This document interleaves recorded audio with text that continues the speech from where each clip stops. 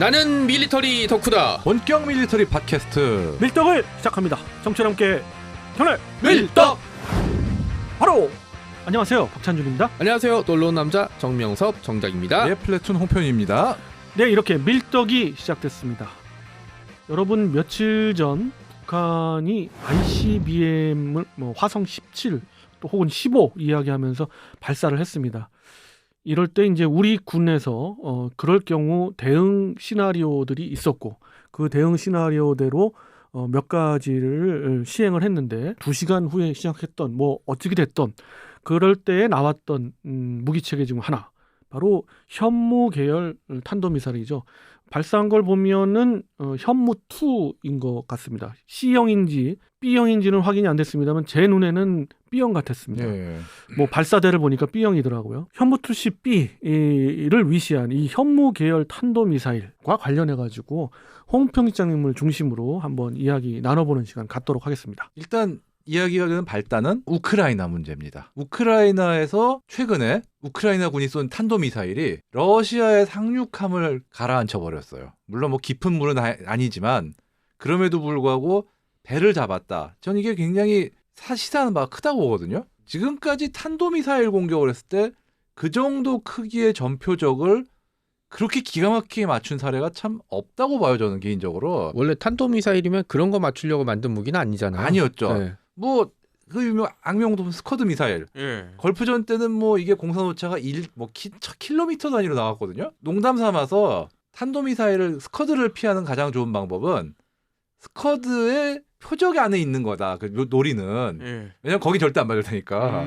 그런 농담이 있을 정도였고, 그 뒤로 발전을 했어도 탄도미사일의 공산 오차 몇백 미터 정도는 되지 않겠냐였고, 그나마 잘 맞는다고 하던 이번에 우크라이나에서는 토치카-U, 이것도 공산 오차가 70m 정도예요.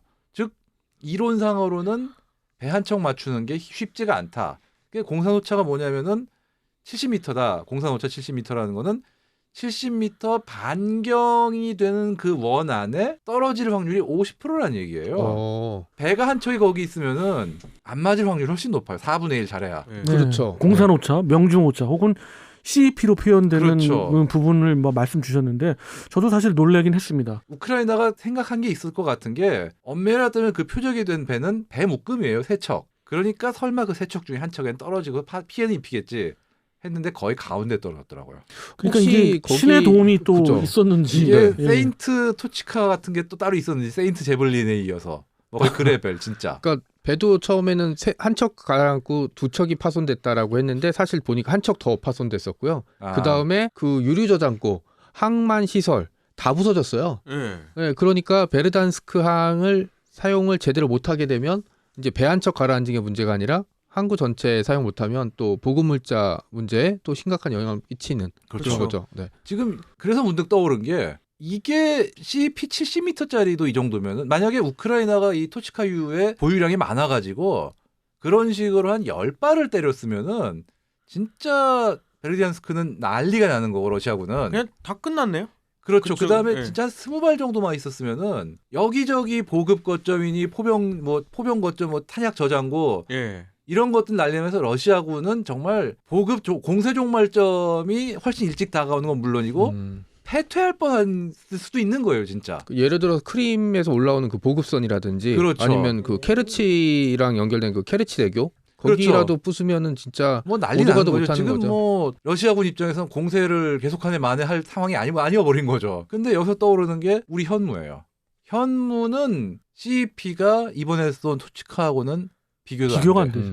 몇 미터 단위예요. 우리는 아파트 몇 층의 창문에다 거기에다 발사하면은 거의 그 정도 맞는다면서요? 그건 그건 현무3 현무3 수락 미사일을 예. 얘기하는 거고, 탄도 미사일 같은 경우 명중오차, 그러니까 CEP 값이 통상 지금 굉장히 그 상위권 위에 있는 그 티어 1급의 탄도미사일 같은 경우 한 50m 안쪽이거든요. 30m 이야기도 하고. 티어 1이라고 하면 그러면 대충 어떤 걸까요? 그러니까 예, 가장 최신의 미사일이죠. 지금 홍 편장님 말씀 주셨던 토치카만 해도 SS-21이라고 하는 그런 나토 코드명으로 지금 SS-26으로 대변되는 이스칸다르 계열의 전술 탄도미사일의 그 이전 버전이거든요. 네. 그렇기 때문에 동구권 국가들이 주로 많이 보유하거나 그거조차도 보유하지 않은 국가도 많고요. 네. 우크라이나 같은 경우는 이제 소련 시절에도 그 배치가 돼 있던 그런 SS-21이기 때문에 이제 보유하고 있었고 말씀대로 아주 소량을 보유했는데 그것이 또 명중오차가 굉장히 나는 좀 떨어지는 한 세대 떨어지는 미사일임에도 불구하고 신의 어떤 뭐랄까 도움을 거의 그 레벨로 받았는지 정확하게 맞춰서 엘리게이터급이 완전 침몰 직전까지 갔단 말이에요. 침몰이 됐는지 하여튼 엄청난 대형 화재로 아예 이제 사용을 못해요. 한 척은 완전 사용 못하죠. 천정 불가. 나머지 두 척도 전투용 그러니까 이제 상륙을 하기 위해서는 할 수 없는 그러니까 전력으로 운용 못하는 기동만 간신히 되는 그럴 정도로 화재를 입고 떨어 나갔거든요. 오데사 상륙전 망한 거죠 이제. 망했죠. 쏘기 전에 하나님한테 기도하고 진짜 보다. 기도했겠지만 정말 들어주는 레벨 진짜. 근데 이제 무슨 이 말씀에 이제 현무로 이제 우리의 현무 2로 옮겨왔을 때 우리의 현무 2는 그보다도 완전 상위 레벨. 상위죠. 지금 현재 최신에 가는 전술 탄도미사일 TBM이라고 이제 알려지는 사정거리를 얘기하면 좀 더 쉽게 말씀드릴 수가 있습니다. 전술 탄도미사일은 통상은 100km에서 한 600km까지 정도의 탄도미사일이고 북한으로 얘기하면 독사, 흔히 독사라고 얘기하는 KN-02, KN-급, KN-2라고 하는 그 탄도미사일이고 대한민국 입장에서는 현무를 둘 수 있는데 현무는 사실 현무2만 해도 TBM을 넘어섰죠. 현무2는 이제 사정거리가 이제 800km까지 가니까 그 또 사정거리 제한 자체도 없으니까 그렇다고 봤을 때 탄두 무게만 줄인다 그러면 현무2를 요즘 와서는 TBM급으로 보지 않고 단거리 탄도미사일 그러니까 SRBM급으로 봐요. SRBM. 네, 그 사거리가 더 상위에 있는 SRBM급으로 보는데 어찌됐든 토치카보다 훨씬 명중률이 있고 설사 토치카와 비슷한 급으로 본다 그러면 대한민국에는 이제 곧 실전 배치가 대량으로 될 KT-SSM 그게 또 있죠. 예. 전술 탄도미사일인데 바로 그것이 이제 TBM 대한민국의 TBM급이 됩니다. 사정거리가 한 뭐 120 정도 되는 아주 정확하고요. 그 부분에 대해서 공개도 했잖아요. 양궁 시합에서 텐에 꽂히는. 그러니까 카메라 있으면 카메라에 꽂히는 엑스텐이라고 하잖아요. 거기에 꽂혀지는 그런 그 모습도 보는 그렇죠. 그런 명중률입니다. 지금 어떤 작전에 필요한 무슨 경기를 하는 게 아닌 진짜 전쟁에 필요한 표적들 중에 그걸로 못 맞추는 건 없다고 봐야 되는 거예요. 땅 위에 있는 거는. 그렇습니다. 그러니까 빗맞기를 기대할 수가 없어요. 워낙 잘 맞으니까. 그러니까 몇 미터 오차가 난다 쳐도 그 탄두라고 생각하면 그거 의미 없어요. 몇 미터는 진짜. 몇 미터는 의미 없고. 네. 500km짜리 탄두가 옆에서 터지는데 1m 옆에서 터지나 10m 옆에서 터지나. 그렇죠. 네, 그렇죠. 어차피 죽는 건 마찬가지. 그렇죠. 그리고 현무2를 예를 들었으니까 현무2의 지금 탑재 무장 그 탄두 무게도 제한이 풀렸잖아요. 그렇죠. 그러니까는 뭐 2톤 얘기 나오고 현무4에 가면은 그런 그 로켓 추진력으로 봤을 때 뭐 5톤도 얘기 나오고. 5톤이면 어마어마한 거예요. 북한이 어떻게 보면은 북한의 탄도미사일 때문에 뭐 걱정을 하지만 거꾸로 말하면 북한도 우리 탄도미사일 때문에 굉장히 고민이 클 거라고 생각을 해요. 근데 그들은 방어 기술이 거의 없고 유일한 방어는 죽어라고 땅 파고 들어가는 거. 그 다음에 S-300의 북한판이 있다고 하는데 과연 그걸로 탄도미사일 방어가 될까는 전혀 별개 문제고. 그거의 기술을 들여온 중국의 그 계열 방공 미사일을 대공 미사일을 보면은 원래 S-300은 대항공기용 미사일이 있고 그렇죠. 대탄도탄용 미사일이 같이 있는 시스템이에요. 근데 대탄도탄용 미사일이 배제가 된 것이 중국제거든요. 그래서 중국에서 다시 S-400을 들여온 거예요. S-300 포대를 들여온 건데 중국의 것을 그냥 들어왔다면은 대항공기용으로는 가능할지언정 대탄도탄용으로는 거의 불가하다라고 보아지죠. 그렇죠. 그렇게 보는 것이 정석입니다. 잡아도 비행기 정도 잡는다. 그리고 또 이게 지하로 들어가도 문제가 생기는 게 결국은 모든 지하시설은 입구나 환기시설 같은 게 있잖아요. 그거 알면은 그냥 그거 막아버리면은 어떻게 되겠어요? 생매장이죠. 매몰이죠, 매몰. 그렇죠. 메모리구나. KT-SSM의 그 화력 동영상을 보시면 알지만 열압력탄을 쓴단 말이에요. 그러니까 그렇죠. 안에 동굴 안에 모든 걸 다 태워 녹여버려. 이러니 그리고 완전 바사삭. 아무리 삽질을 잘한다고 해도 모든 군사 시설을 지하 20m에 집어넣을 수 없거든요. 게다가 특히나 만약에 오판을 정말 남침을 한다 치자 그러면은 일단 전쟁을 하면서 지상군이 밀고 들어오는 이상 거기에 필요한 군수보급 거점이니 뭐 탄약이 이런 거를 땅속에 쌓아놓고 있을 수는 없어요. 어느 순간은 다 땅으로 꺼내가지고 집적을 해야 돼요. 근데 집적해놓으면은 최소 며칠 그 자리에 있어야 되는 거잖아요. 그렇죠. 끝나는 거죠. 사실 재래식 전력으로 봤을 때 뭐 남북한 자연스럽게 좀 비교가 되게 되는데 그거는 사실 할 말은 많지만 여러 가지 면에서 북한이 안 되는 거고 그 예. 북한 자체도 그런 걸 알고 있기 때문에 핵무기에 투자하는 거죠. 핵에 이제 올인을 하는 거죠. 예, 얘기 나오는 게 북한의 탄도미사일들이 이동식 발사되기 때문에 굉장히 걱정스럽다고 하지만 이동식 발사대 숫자는 실은 우리가 많아요. 이동식 발사대 숫자가 우리가 많다는 거에서는 좀 조금 다른 얘기인데 거의 비슷하긴 합니다만 그건 극비입니다. 그러나 대한민국의 이동식 발사대는 적긴 네. 적습니다. 왜 적냐? 현모 4까지 완전히 이제 실전 배치가 되고 나서 어느 정도 수준이 되고요. 그리고 우리의 그 탄도미사일의 또 많은 부분은 고정식도 있습니다. 예, 고정 기지에서 발사되는 것도 분명히 있습니다. 그런데 홍 기자님 말씀대로 그 차이가 그렇게 많지가 않아요. 반대로 이렇게 얘기할게요. 우리가 생각하고 있는 것만큼 북한의 탄도미사일 발사대, 소위 텔이라고 하는 그 발사 차량이 그렇게 많지는 않다. 예. 그래서 ICBM이 발사됐을 때 며칠 후에 이제 최근에 정말 저는 그거 좋게 보는데 그런 그 퍼포먼스는 좋다고 보는데 F-35의 엘리펀트 워크 퍼포먼스가 있었어요. 그렇죠. 이거 뭐예요? 그러니까 가용할 수 있는 모든 그 F-35를 활주로에다가 모아놔요. 예. 그래가지고 그것들을 이 엔진 가동이 돼가지고 활주로에서 어떤 거의 동시에. 예. 그래서 이런 걸 보여주는 거죠. 너네들 유사시에는 우리가 스텔스 기체가 수십 기가 은밀하게 가서 움직이는 함정 장비가 충분히 탐지를 할 수 있게끔 만들었기 때문에 태를 갖다가 움직이는 그런 발사대를 갖다가 명중시킬 수가 있는 거죠. 요격할 그렇죠. 수가 있는 거죠. 그렇기 때문에 사실은 어떻게 보면 탄도미사일과 함께 그것이 굉장히 그 원점 타격에서 더 중요한 거죠. 그러면은 미사일 많이 만들면 사실 좋은 거 아닌가요? 그런데 이제 거기에서 이제 홍 편장님 드린 말씀이 그렇죠. 좀 있는 것 같아요. 이게 근데 그렇다고 탄도미사일을 예. 무조건 많이 만들고 속된 말로 올빵 이게 좋은 게 아니에요. 미사일 만능 론. 그렇죠. 예. 왜냐하면 미사일의 한계는 첫 번째 그 가격 대비 타격 효율이 좋은 게 아니에요. 아, 그렇죠. 쉽게 얘기해서 1톤짜리 탄두를 탄도미사일로 하면은 탄도미사일 값이 얼마겠습니까? 어마어마한 값인데 예. 문제는 그 어마어마한 값을 단 한 번 쓰고 끝내버리거든요.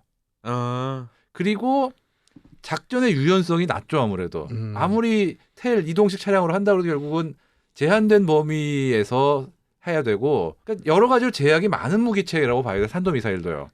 근데 탄도미사일에는 분명 장점이 있는데 그렇죠. 지금 말씀하신 거는 오해가 있을까 봐 제가 첨언드리면 탄도미사일의 어떤 단점이랄지 탄도미사일이 다른 무기체계에 비해서 조금 열세인 부분들을 말씀드리는 그렇죠. 것 그러니까 같아요. 그 가성비에서 떨어진다는 거잖아요. 어떻게 보면 그럴 수도 있는데 대신에 항공기처럼 하늘로 떠야 하는 그게 없으니까 예. 상대하게 탐지되지 않고 요격도 힘들고 예. 그다음에 굉장히 단시간에 그러니까 원거리를 단시간에 커버할 수 있고 등등 장점은 장점대로 있는 거죠. 그러니까 예. 장단점을 잘 조합해가지고 예. 그 수량과 배치를 결정해야 된다는 얘기죠. 그 홍편집장님이 생각하는 단점은 뭐예요? 단점은 결국 유연성 문제예요. 유연성? 예, 결국은 차량이라는 어떤 굉장히 제한된 플랫폼에서 발사 장소의 제한도 있고 이게 기상이나 이런 조건의 제약을 안 받는 것도 아니고요. 그렇다고. 그다음에 표적을 획득해서 신속하게 대응할 수 있는 체계는 아니에요. 사실은. 예를 들어서 전투기 같은 경우는 JDAM 같은 폭탄을 싣고 공중급유기 지원받으면서 4-5시간 채공을 하고 있다가 표적이 되면 곧바로 쏠 수가 있지만 탄도미사일 같은 경우는 그렇게 민첩하게 반응이 쉽지 않지 않겠냐는 얘기죠. 근데 저는 좀 그 부분에 있어서 좀 부연 설명 내지는 좀 다른 쪽의 생각을 해보고 있는데 사실은 육군이 탄도미사일에 올인하게 된 게 공군의 킬체이랄지 그 모든 북한의 주요 2,000개가 넘는 주요 시설물을 타격 자산들을 갖고 있는 것이 공군이 있기 때문에 공군의 목소리가 높아지는 거를 우려해서 이게 뭐 육해공의 힘싸움이라고 비칠지는 모르지만 본의 아니게 그런 게 있어요. 그래서 육군이 훨씬 더 내세우는 게 바로 탄도미사일이거든요. 반응 속도 아까도 말씀 주셨지만은 전투기가 발진을 해가지고 일정 장소에 그 발사 장소에 도달을 고도와 발사 장소에 도달을 해서 거기서 또 락온을 해서 발사까지 할 때의 시간과 탄도미사일은 심지어 대기권을 넘어가서 외기권에서 다시 하면서 기본적인 탄도미사일은 마하 5, 6을 넘어가지 그쵸. 않습니까? 그렇다면은 수분 내에 적의 필요로 하는 부분을 타격할 수가 있고 그 부분이 굉장히 정확하단 말이에요. 오히려 탄도미사일은 그 부분에 있어서 장점이 있었는데 제가 이제 드리고 싶은 말은 황 필장님의 의견과 동일한 거는 어떤 무기체계든지 유용한 게 따로 있고 장단점이 따로 있단 말이에요. 예. 그러니까는 탄도미사일에만 올인하면 안 되는 거라는 건 정말 100% 동의하고요. 예. 탄도미사일도 갖춰야 되고 해상 플랫폼의 그런 타격 자산들 해군도 보강이 되고 있고 우리나라의 그 국산 함대지 미사일들이 장착이 되기 시작하잖아요. 그런 타격 자산들 그리고 공군은 공군대로 장거리 그렇죠. 순항 미사일 타격 자산들이 고루고루 갖춰져야 된다는 게 우리 홍 필장님의 의견이고 저도 그 의견 그렇죠. 아주 동감을 해요. 참고로 탄도미사일이 제일 취약한 거는 이동 표적. 그렇죠. 지금 사실 북한 같은 경우 그걸 알기 때문에 최대한 이동 발사를 확보하고 있고 심지어 철도까지 지금 운영하려고 있는데 어떻게 보면은 그런 이동 표적에 대해서는 공군 자산이 제일 효과적일 수도 있거든요. 그래서 제가 서두에 말씀드린 그 F-35A의 우리 17 전투비행단 전체 전력들이 나왔던 그런 그 활주로에서 그 퍼포먼스 하는 엘리펀트 워크가 코끼리가 지나간다. 굉장히 시사하는 바가 크고 그것들도 이 전력도 있고 이 전력도 있다는 걸 보여주는 거니까 좀 더 입체적인 것 같고 이번에 ICBM 발사 레드라인을 니들이 넘었다라는 거에 대해서 대응 반응으로서는 상당히 적절했다고 보고요. 국방부에서 그건 잘 판단했다고 생각해요. 뭐 이렇게 해서 자랑스러운 현무 탄도미사일입니다.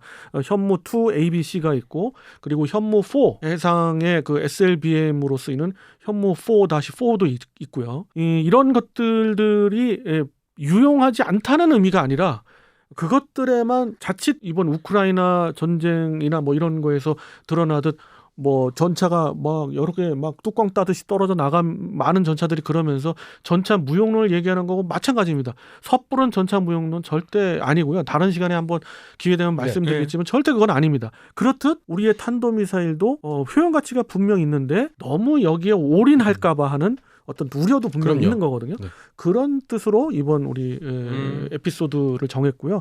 그렇게 또 홍 편집장님 말씀해 주셔서 저도 굉장히 유익하게 들었습니다. 다음 시간에는 또 다른 주제를 갖고 여러분들을 찾아뵐 것을 약속드리면서 이번 시간 이것으로 줄이도록 하겠습니다. 청취자 함께 경례 밀떡!